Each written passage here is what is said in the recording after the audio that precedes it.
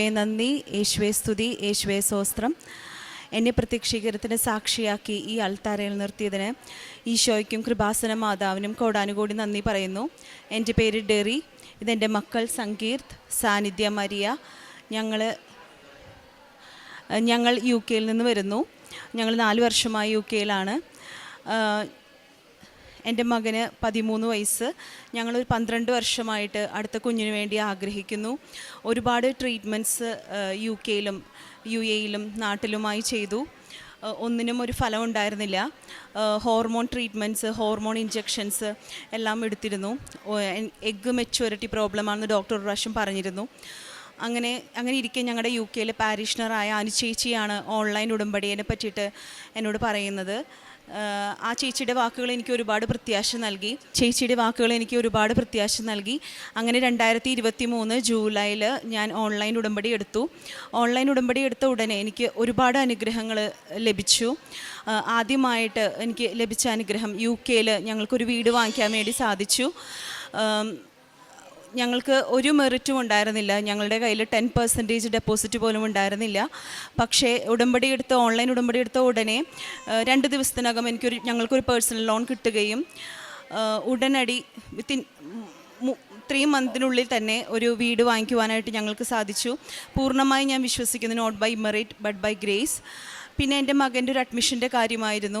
ഒരു 1000 ആപ്ലിക്കേഷൻ ലഭിക്കുന്ന സ്കൂളിൽ 30 കുട്ടികളെ മാത്രം സെലക്ട് കിട്ടുന്ന സ്കൂളിൽ അവന് അഡ്മിഷൻ ലഭിച്ചു. പലരും ഞങ്ങളോട് പറഞ്ഞു, എന്തിനാണ് ആ സ്കൂളിൽ കൊടുത്തത്, നിങ്ങൾക്ക് കിട്ടില്ല.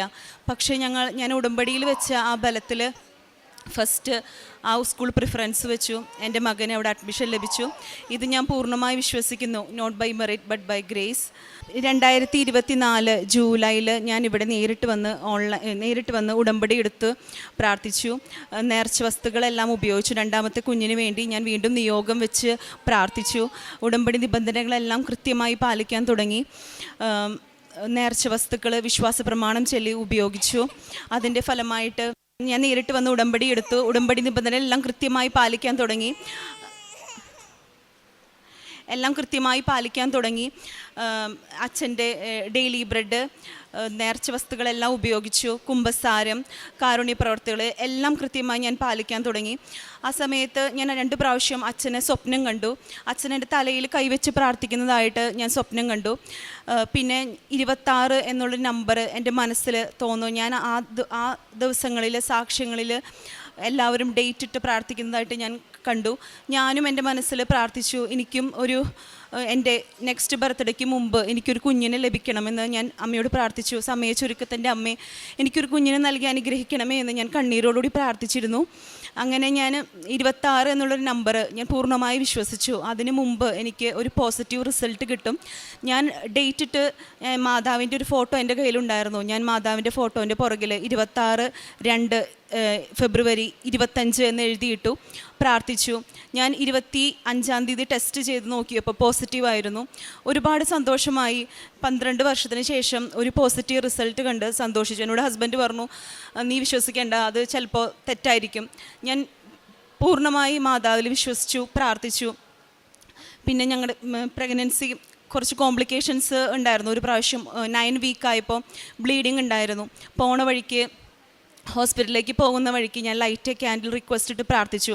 എനിക്ക് പൂർണ്ണമായും ഉറപ്പായിരുന്നു, മാതാവ് എനിക്ക് കുഞ്ഞിനെ തരും, ഒരു പെൺകുഞ്ഞിനെ തന്നെ തരുമെന്ന് എനിക്ക് ഉറപ്പുണ്ടായിരുന്നു. പിന്നെ എനിക്ക് ഡയബറ്റിക്സ് ഉണ്ടായിരുന്നു. പക്ഷേ ത്രൂ ഔട്ട് വേറെ കോംപ്ലിക്കേഷൻസ് ഒന്നും ഉണ്ടായിരുന്നില്ല. പക്ഷേ ഇതെല്ലാം ഞാൻ തരണം ചെയ്തു. അങ്ങനെ എനിക്ക് സിസേറിയൻ ആയിരുന്നു. ആദ്യത്തെ നോർമൽ ആയിരുന്നെങ്കിലും 2ാമത്തെ ഡയബറ്റിക്സ് ഉള്ളതുകൊണ്ട് ബേബിക്ക് വെയിറ്റ് കൂടുതലായിരിക്കും, സിസേറിയൻ വേണമെന്ന് ഡോക്ടർ എന്നോട് പറഞ്ഞു. അത് എന്നോട് 22 ഒക്ടോബറിലാണ് എനിക്ക് സിസേറിയൻ വെച്ചത്. പക്ഷേ ഞാൻ പ്രാർത്ഥിച്ചതുപോലെ 21 ഒക്ടോബർ ആയിരുന്നു എൻ്റെ ഡേറ്റ് ഓഫ് ബർത്ത്, എൻ്റെ ബർത്ത്ഡേ. 22-നാണ് എനിക്ക് സിസേറിയൻ വെച്ചത്. പക്ഷേ ഞാൻ മാതാവിനോട് പ്രാർത്ഥിച്ച പോലെ എനിക്ക് 20 ഒക്ടോബറിൽ കുഞ്ഞിനെ നൽകി അനുഗ്രഹിച്ചു. നോർമലായിരുന്നു. ഒരു കോംപ്ലിക്കേഷൻസ് ഉണ്ടായിരുന്നില്ല. 3.2 കിലോ ഉണ്ടായിരുന്നു കൊച്ച്. അങ്ങനെ മാതാവിനും തിരുക്കുമാരനും കോടാനുകോടി നന്ദി പറയുന്നു. പുണ്യപ്രവർത്തികൾ ഞാൻ നാട്ടിലേക്ക് എല്ലാ മാസവും പൈസ അയക്കുമായിരുന്നു. ഡയബറ്റിസ് പേഷ്യൻസിനും പിന്നെ വീടില്ലാത്തവർക്കുമൊക്കെ ആയിട്ട് എല്ലാ മാസവും കാരുണ്യ പ്രവർത്തികൾ ചെയ്യുമായിരുന്നു. പിന്നെ പ്രേക്ഷിത പ്രവർത്തനമായിട്ട് പത്രം എനിക്ക് കൊറിയർ വഴി അയക്കുമായിരുന്നു പാരൻസ്. അത് ഇംഗ്ലീഷുകാർക്കും എൻ്റെ കൂടെ വർക്ക് ചെയ്യുന്ന ഇംഗ്ലീഷുകാർക്കും എൻ്റെ അവിടെയുള്ള UK എൻ്റെ ഫ്രണ്ട്സിനെല്ലാം ഞാൻ എൻ്റെ പ്രേക്ഷിത പ്രവർത്തനം ചെയ്യുമായിരുന്നു. ഈശോയ്ക്കും തിരുക്കുമാരനും കോടാനുകോടി നന്ദി പറയുന്നു.